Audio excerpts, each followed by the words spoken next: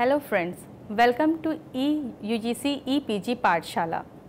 I am Dr. Saleha Jamal, Assistant Professor from Department of Geography, Aligarh Muslim University, Aligarh. Today we are going to discuss about the module Man-Environment Relationship, which comes under Environmental Geography. For this, the learning objectives are to explain the concepts of determinism and possibilism, recognize between determinism, environmental determinism and neo-determinism, explain structuralistic, deterministic approach and quantitative approach, have clear understanding about radicalism, positivism, behavioralism and humanism. Now, we have to start with the introduction, that is man-environment relationships refers to interaction and feedbacks between the human and natural components and consequently to the linkages between the social and geophysical systems. The field of man-environment relationship operates with a series of concepts and notions. They refer to the causes of environmental changes, feedbacks and consequences for the communities, answers of the decision makers, etc. There are various philosophies put forwarded by various schools of thoughts to study the man-environment relationships in a better and easy way, which are as follows. First, that is the determinism. Now, what is determinism? Here we have to start with the history. In the history of geographical concepts, there have been various approaches and schools of thoughts to study man-environment relationship. The first approach adopted by the geographers to generalize the patterns of human occupation of the Earth's surface was deterministic. The philosophy of determinism opines that decisions and actions taken by man are just effects and governed by causal laws. According to this philosophy, it is believed that all human actions are the result of antecedent factors or causes. Determinists therefore believe that all the events, including human actions, are predetermined, and this philosophy of man-environment relationship is often considered incompatible with free will, but there are some who believes that it is compatible or even necessary for free will to be able to exist. Philosophy of determinism is based upon the interaction between primitive human society and strong forces of nature. Determinism is one of the most important philosophies which persisted up to the Second World War in one shape or the other. It says that strong forces of environment control the course of human action. This implies that the history, culture, mode of life and the level of development of societal groups and countries are exclusively or largely controlled by physical environment. Next, environmental determinism. The simple definition of environmental determinism is the natural environment is responsible for all human actions. The point of view is that the physical environment controls the course of human action. In other words, the belief that variation of human behavior around the world can be explained by the differences in the natural environment is the crux of the man-environment relationship philosophy. The deterministic school of thought is of the opinion that the history, culture, living style and the stages of development of a social group or nation are largely governed and controlled by physical factors of the environment. This philosophy says that aspects of physical geography, particularly climate, influence the psychological mindset of individuals, which in turn define the behavior and culture of the society that those individuals formed. For example, tropical climates were said to cause laziness, relaxed attitudes and promiscuity, while the frequent variability in the weather of the middle latitude led to more determined and driven work ethics. This philosophy supports the idea that the highest the achievement of civilization like Egyptians, Mesopotamians, Indus Valley disappeared because of the climatic change. It also believed that the attack of Central Asian nomads on the other civilization is because of change in climate, because it was climate change which resulted into the drying up of their pastures, which forced them to move in different direction during 13th century. The first attempt made to explain the influence of environmental condition on the people and their culture was made by Greek and Roman scholar. In the opinion of Aristotle, the people of cold countries are courageous, but they lack political organization, thus they are unable to rule their neighbors. Similarly, the people of Asia lacks courage, thus they are under slavery. On the other hand, people of Greece who occupy the middle position are gifted with finest qualities, thus they are in position to rule the world. Similarly, Strabo, the Roman geographer, attempted to explain how slope, relief, climate all were the works of God and how this phenomena govern the lifestyle of people. Geographical determinism continued to dominate the writings of Arab geographers. Al-Masudi said that land having abundant of water people are humorous and the people of dry land are short-tempered. The nomads who live in the open air having strength, physical fitness and wisdom, and those who live in closed areas of the cities are not. He further said the people of northern quarter, those who are living away from the sun at cold place, are characterized by good physique, rude behavior, thick flesh, thin skin, blue eyes, curly and red hairs. All these qualities develop in them because predominance of moisture in their land and their cold nature discourages religious belief. Ibn Khaldun said that as he was moved away from the equator up to 64th parallel, the population density increases, and after 64th parallel, population density again decreases. This because at equator the population density is low because of high temperature and humidity, but in temperate region the temperature is neither very high nor very low. Thus population density is high. After 64th parallel, population density starts to decrease because of extreme cold climatic condition. The environmental causation continued throughout the 19th century when geographers themselves used to regard geography above all as natural science. Karl Ritter, the leading German geographer, adopted an anthropocentric approach and introduced geographical determinism in the early 19th century.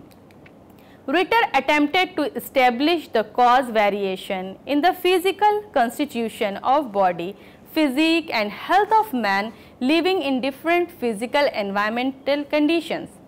Alexander von Humboldt, one of the founders of modern geography and a contemporary of Ritter, also asserted that the mode of life of inhabitants of mountainous country differs from that of the people of the plains.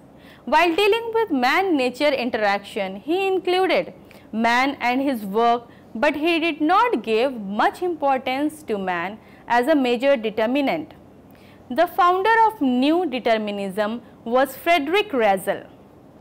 He supplemented classical geographical determinism with elements of social Darwinism and developed a theory of the state as an organism which owed its life to the earth and which was ever striving to seize more and more territory. In the opinion of Russell, similar locations led to similar mode of life. He cited the example of British Isles and Japan and asserted that both these countries have insular locations which provide natural defense against the invaders. Consequently, the people of these countries have been making rapid progress. Miss Semple defined human geography as the study of changing relationship between the unresting man and unstable earth. She is all of the opinion that man is a product of Earth's surface and nature has entered into his bones and tissues and into his mind and souls. She also gave enough importance to the concept of environmentalism or determinism, which increased the credibility of human geography. Ellsworth Huntington, an American geographer, written Principles of Human Geography in 1945, was a protagonist of environmental determinism.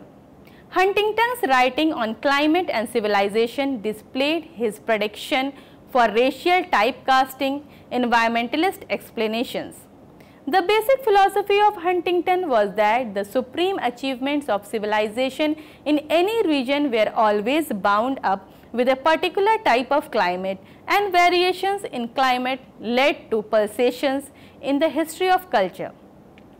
Subsequent geographers like Mackinder, Chisholm, Davies, Bowman, Robert Mill, Geddes, Sir Hubbardson, Taylor, etc. interpreted the progress of societies with a deterministic approach. Now, shifting from determinism to possibilism. Here, there is no doubt that the environment influences man and man in turn influences his environment. This interaction between man and his environment is also intricate that it becomes almost impossible to find out that when one's effect ceases and the other's effects begins. Many landscapes that appear natural to us are in truth the work of man. Wheat, barley, olive and wine, which dominate the Mediterranean countries, are entirely the products of human efforts. Apple and almond orchards of Kashmir, Himachal division of Uttarakhand are the creation of man. Similarly, cultivation of basmati rice in only 50 cm rainfall areas of the Punjab and Haryana in the direct and conspicuous result of human efforts. Wheat cultivation in West Bengal, Odisha and Dimapur of Nagaland is because of HYVs of seeds invented by man. Countless such examples from the developed and developing countries can be cited. Thus, the man and environment are intrinsically difficult to say that becomes more influential and when. After the World War II, the philosophy of environmentalism was attacked. Many geographers in the United States, Britain, Canada and other countries drew attention to one-sided approach adopted by the environmentalists in their interpretation of historical reality, to their exaggeration of nature's active role, and to fact that they only acknowledge man as a capable of passive attempt at adaptation. Actions of man reveal many facts for which environmental forces alone can give no satisfactory explanation. Spade criticized the fanatic approach of environmental determinists. He, for example, states that environment taken by it is a meaningless phrase. Without man, environment does not exist. Equally important is his indications of the need to consider the psychological influence of the geographical environment via the social structure. In final analysis, Spade concluded that geographical environment is only one of the factors of territorial differentiation and it acts through society. Cultural tradition has a certain autonomous influence. Recently, an Australian writer, Wolfgang Hartog, argued that while the role of physical factors might well be relatively unimportant in the fringe zone of Frankfurt, it is hard to imagine the extreme climatic condition not playing a direct role in any human activity which occurs in Sahara. Similar argument is put forward by Hartshorne. He rejected environmentalism purely on the grounds that it separates nature from man and thus is disruptive of fundamental unity of the field, that is, contradicts the concept of geography as an integrated science. The environmentalist movement started in the 1960s has however shown quite distinctly that there is an overall limit to certain kind of human economic activity in terms of biophysical persistence and resilience of the planet systems. In brief, at the very largest scale we can determinist, whereas at more local scale we can see the virtue of possibilism or cultural and social determinism. Now the next is the possibilism. The theory of possibilism was born in beginning of 20th century. The concept of determinism, which was conservative, cannot be accepted by a society which is civilized and advanced. The reason behind this is that man, with the help of technological development, has modified the nature. For example, he has created canals for making the water available in the extreme desert areas, for making it suitable for living. The concept of possibilism says that nature provides a number of opportunities and possibilities from among which man is free to select or choose. The philosophy states that man, with the help of his mind and will, changes the influence of nature on him. The philosophy of possibilism attempts to explain the man and environment relationship in different way, taking man as an active agent. The philosophy further states that the nature provides opportunities and the number of opportunities increases as the knowledge and technology of a culture group increases. The hypothesis of possibilism was put forwarded by Lucien Febvre, who is of the opinion that man is the most powerful agent who modifies the terrestrial surface of the earth. Lucien said that there are no necessities but everywhere possibilities. For example, man invented iron and it was up to him that how he make the use of that iron. It was up to him whether he uses the iron for making hammer or a bicycle, a car, a ship or a plane. It depends on his technological development.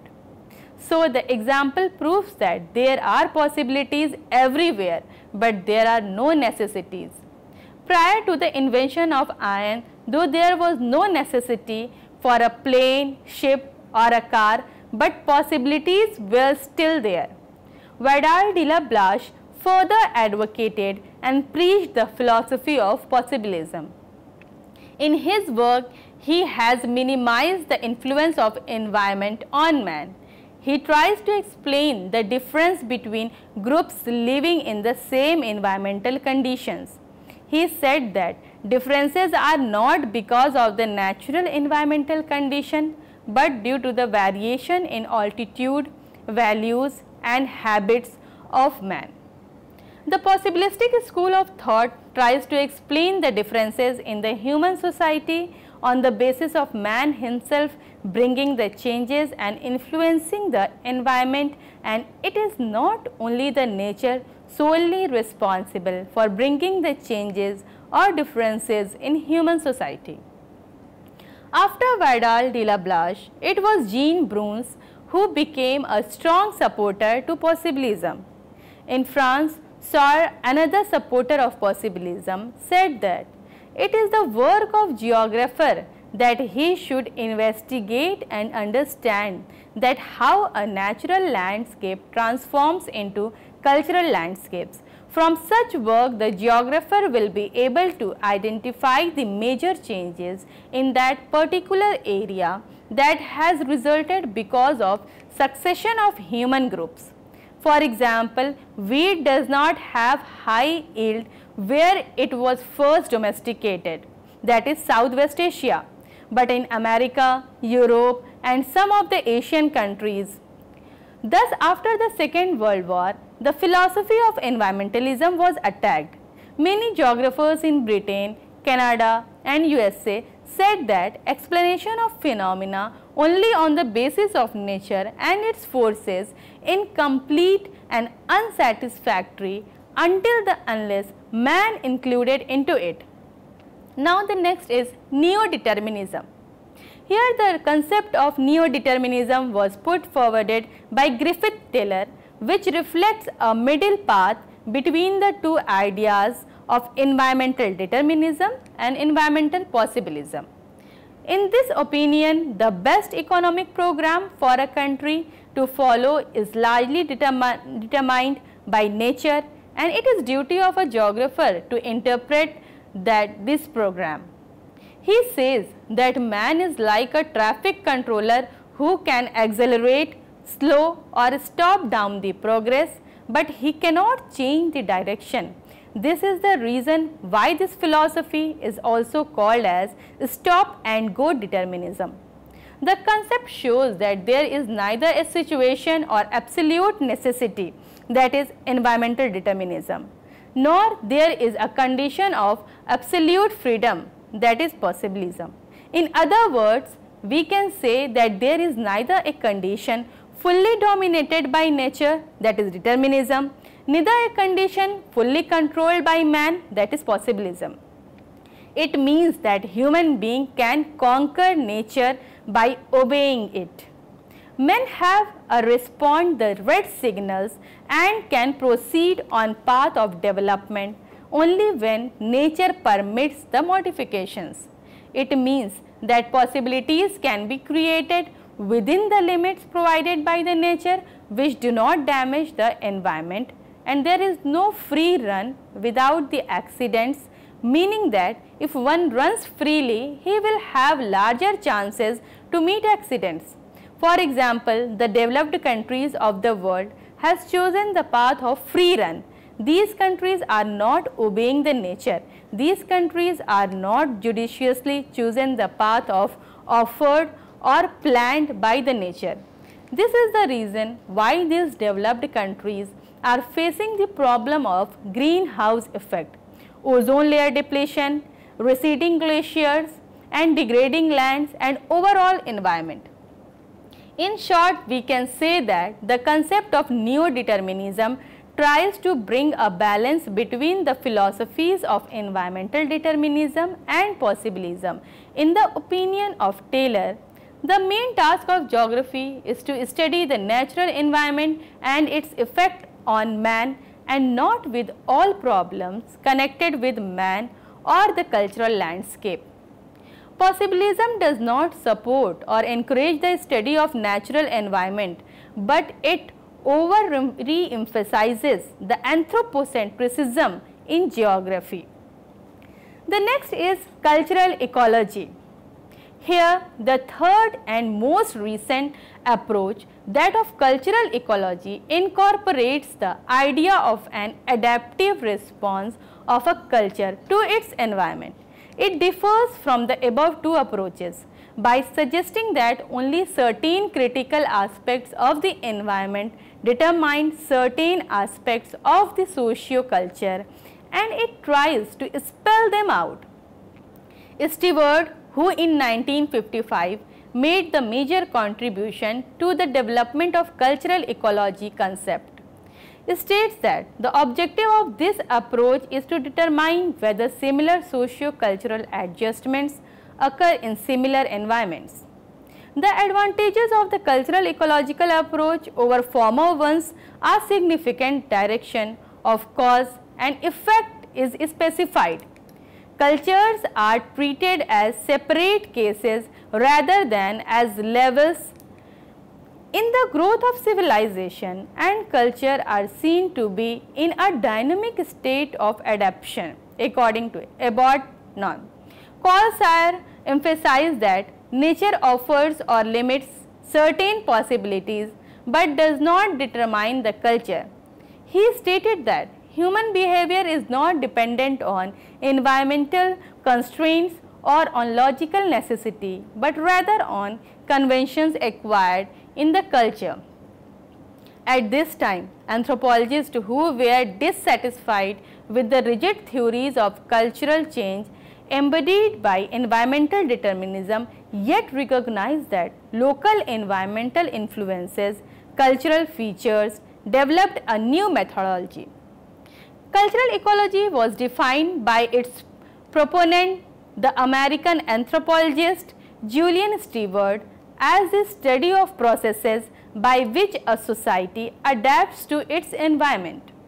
The development of cultural ecology represents a significant innovation in the way the relationship between culture and the environment was conceptualized.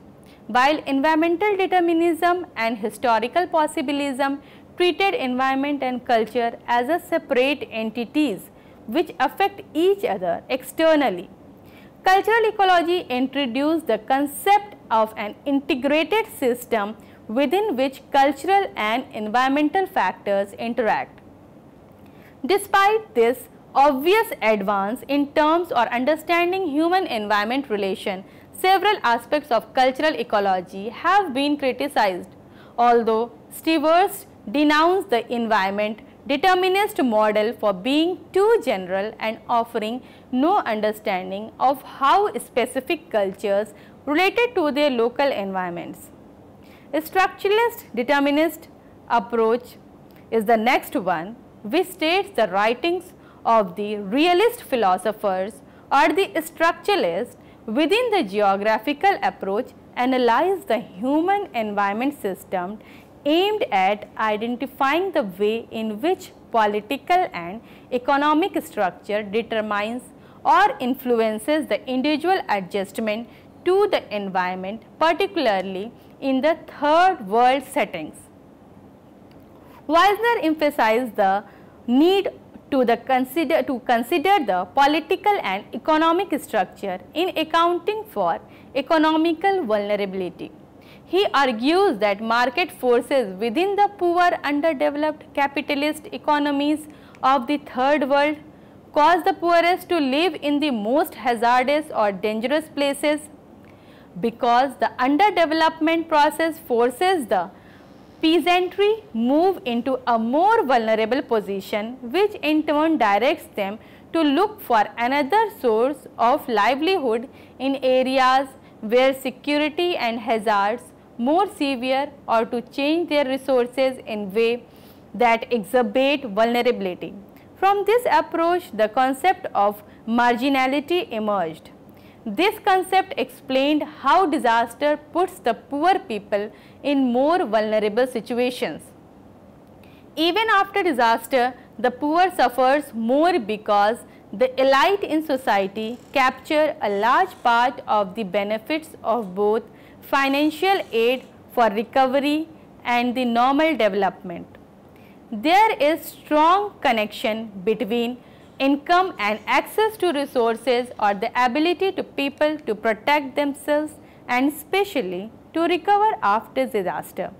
However, structural determinism was criticized based on several lines of reasoning, such as structuralists cannot predict any prior specific outcomes and therefore they cannot be verified. Now, the next concept is the radicalism. In this, the radical approach in geography emerged as a major criticism to quantitative geography, positivism and traditional regional geography. The origin of radical geography can be traced to the radical geography movement, which started in 1960s in USA. There were three prominent issues of international concern behind the movement, that is the Vietnam War, the civil rights movements of the blacks and the all-pervasive urban ghettos which generated social tension. The radicalists put emphasis on the need for a revolution in both theory and practice of geography. Thus, the radical approach is a value-based, especially the theory of labor value, as against the supposedly value-free approaches. Radicalists stress that with the changing production techniques, the symbiotic relationship between the human beings and the environment also changes accordingly. Radicalism reduces human beings to a passive existence in the field of historical and structural determinism. Rather than being a product of history, human beings become the creators of history. The earliest use of quantitative techniques mainly started in climatic studies, geographical distribution and crop productivity. Christaller made a major contribution to location theory by applying quantitative techniques enormously in his study, that is Central Places in. The advantages of this approach was that the cumbersome data which were collected was reduced to manageable number, and observations made on the basis of data collected was statistically tested and verified. The major disadvantage related to this approach was that the theories and models developed on the basis of empirical data do not take into account the normative questions like beliefs, emotions, attitudes, desires, hopes and fears, and therefore cannot be taken as the tools explaining exact relation between the man and environment. After that, the next approach which came was the positivism. In this, positivism is a philosophical approach founded upon the belief that phenomena of the human social world are no different from those of the natural, inorganic and organic world. Positivism was a philosophical system recognizing only that which can be scientifically verified or which is capable of logical or mathematical proof, and therefore rejecting metaphysics. As a result, the father of positivism, Auguste Comte, felt that social phenomena should be studied using more scientific methodologies. The reasoning behind the coining of the term positivism was the approaches aimed to prioritize the actual truths. Comte demanded objective studies using replicable methods so that common laws could be generated. He was consequently dismissive of metaphysical and normative questions as they were seemingly impossible to answer from a scientific standpoint. After this positivism, the next approach came, that was the behavioralism, in which it may be seen as a developing criticism and dissatisfied with the models and theories developed by the positivists using statistical techniques, that can also be said as quantitative revolution, which were based on the economic rationality of man, leads to the development of behavioral approach to study man and environment relationship in geography. Behavioral geography treats man as a responder to stimuli. It seeks to identify how different individuals respond to a particular stimuli, and also how the same individual responds to the same stimuli in different situations. To isolate the correlates of those varying responses, to build models that can predict the probable impact of certain stimuli. As the time passed, it was realized by the geographers that the models and theories propounded and tested with the help of quantitative technique provided poor description of geographic reality and man-environment relationship. For example, theories such as central place theory based on statistical and mathematical techniques were found inadequate to explain the spatial organization of the society. The concept of economic rationality, that all the men are economic and only thinks about of profit making, also seems to be false, because a floodplain dweller does not leave its place of residence despite the risk of flood. Thus, this approach of man and environment relationship too has been criticized. After this approach, the humanism, the next approach, came in existence. In this humanistic approach to study man and environment relationship emerged in 1960s as a critical reaction against positivism.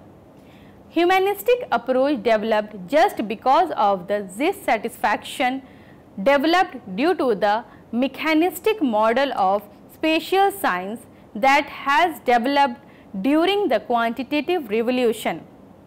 The followers of positivistic approach and spatial science treated human beings as dots on map and data on graph and number in equation.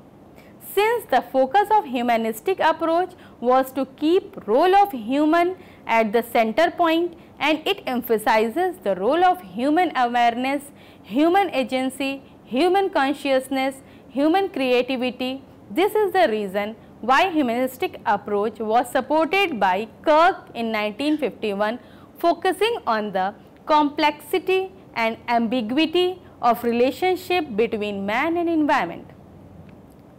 The central idea of this theme was that the tools and assumptions of the quantitative revolution were not able to explain human world and human issues, especially those related to social institutions, attitudes, morals, traditions, and aesthetics. This philosophy of man and environment relationship rejects the reduction of space and place to geometrical concepts. Hope students, you must have understood all these previous concepts about the environment and its relationship. Now, thank you.